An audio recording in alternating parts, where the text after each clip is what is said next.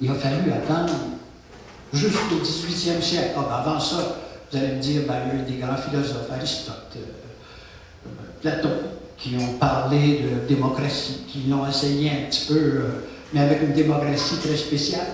C'est seulement les bourgeois, seulement les riches qui pouvaient être des citoyens. Le reste, ils ne pouvaient pas l'être. Il y a eu évidemment Jésus-Christ qui est venu et a dit aimez-vous les uns les autres. Arrêtez de ce courant primaire, pas de bon sens. Mais il a fallu attendre 18 siècles avant qu'arrive la démocratie, où pour la première fois on a institutionnalisé la règle de l'égalité. Et ça a fait naître, ça c'est le deuxième courant qu'on appelle le courant civilisateur, où tend à s'affirmer un esprit de coopération, d'équité, qui émane des aspirations humaines les plus profondes de liberté, d'égalité et de fraternité. Donc, deux grands courants. N'oubliez pas ça parce qu'on va le retrouver tout le long de ce regard qu'on va porter sur l'importance ou la non-importance de l'appropriation des pouvoirs ou des responsabilités ou encore de la décentralisation. Alors, voilà donc pour des remarques générales. Passons aux questions. La première. Comment se font sentir au Québec les effets régionaux de la globalisation économique et comment il fait la face? Le petit livre que je viens d'écrire, là, la commande que j'avais reçue d'un éditeur, c'était presque ça. L'éditeur m'avait dit, M. Bellal, pouvez-vous nous écrire un livre sur la mondialisation et l'éthique? J'ai eu beau y expliquer que je n'étais pas mondialiste et que je n'étais pas un éthicien. Mais il m'a dit, vous avez été quand même le président d'une grande association, une grande entreprise coopérative, porteuse de valeurs particulières. Est-ce que vous avez vu ces valeurs-là évoluer sous l'effet de la mondialisation? Et ça, j'ai répondu, ah oui, ça, j'ai vécu ça. J'ai vécu ça durement, d'ailleurs. Et je lui ai dit, si c'est ça que vous voulez que j'écrive, je l'écris. Alors, dans ce sens-là, c'est pour moi assez, pas facile, mais je peux certainement répondre à cette question-là. D'abord, je dirais que les effets régionaux de la globalisation économique, remarquez bien que j'ai dit économique, se font sentir ici de la même façon que dans tous les pays industrialisés. Les effets, c'est clair, ils sont mondiaux. La preuve, c'est la crise qu'on vit actuellement en 2008, c'est une crise mondiale. L'Internet a réussi à la propager par le monde. Les PCA, ils sont vendus partout. Pas juste à Saint-Jérôme, pas juste au Québec, pas juste au Canada, ils sont vendus partout. Pourquoi on en est arrivé à parler de la globalisation? L'idée est venue d'un courant civilisateur. C'est dans les années 45, après les deux grandes guerres mondiales. Après la Première Guerre mondiale, il y avait 15 millions de personnes qui étaient mortes. Puis après la crise de la Grande Guerre de 1939-45, 50 millions.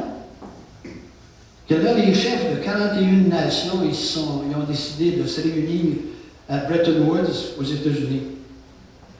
Ils ont dit, ça n'a pas de bon sens. On peut-tu s'entendre sur une chose? Est-ce que vraiment le monde peut souffrir une autre guerre mondiale aussi meurtrière? Est-ce qu'il ne faudrait pas qu'ensemble on œuvre à la paix? Donc, un courant civilisateur. Ils se sont dit, il faut établir une aventure commune entre nous. Et qu'est-ce qu'ils ont fait pour ça? Bien, ils ont créé de nouvelles organisations internationales. L'ONU.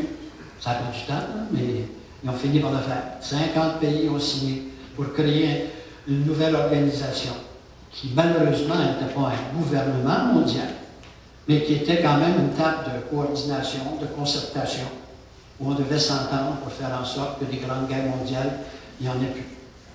Donc, c'est l'homo sapiens, l'homme sage qui parle. C'est le courant civilisateur.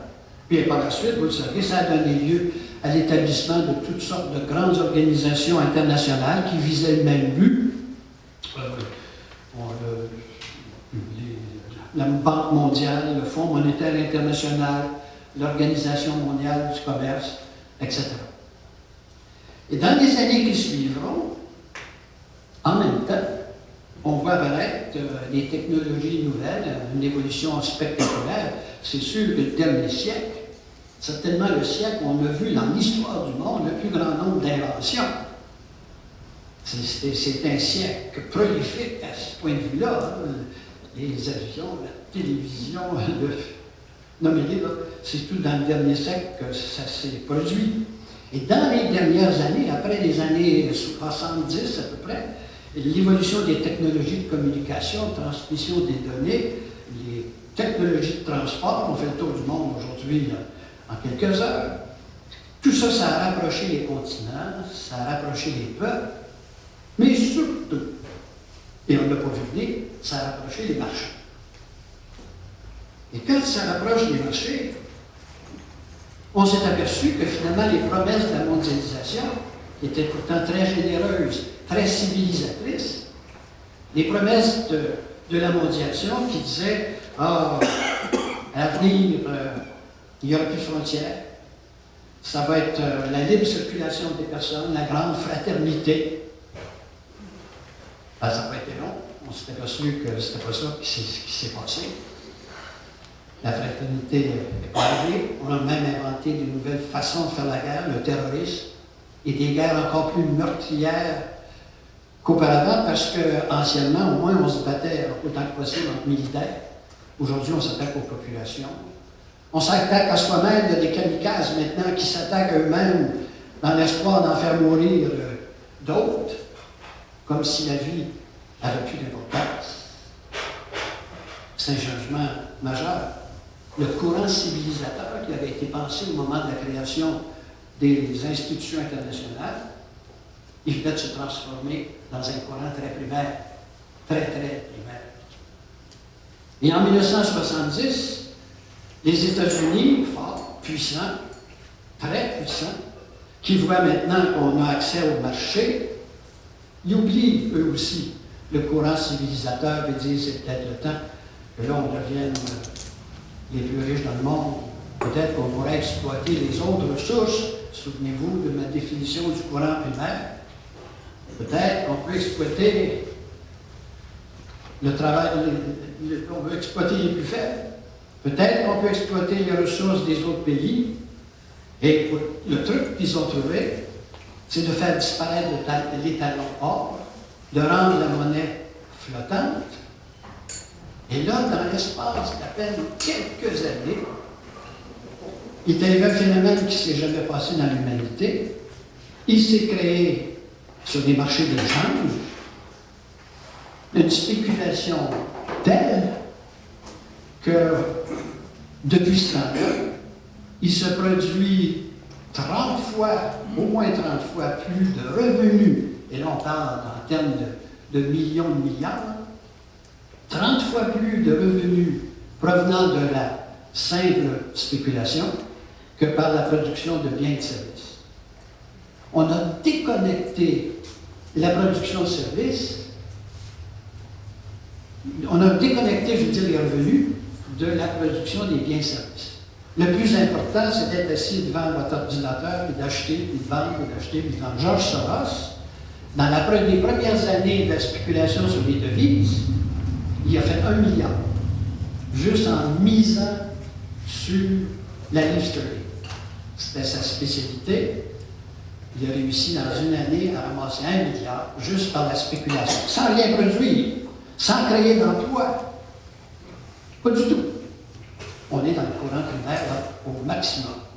Même les rois ne réussissaient pas ça dans le temps. S'ils s'enrichissaient vite, c'était par la guerre. Ils allaient conquérir le pays voisin. Mais M. Soros, il n'a rien conquis. Même pas.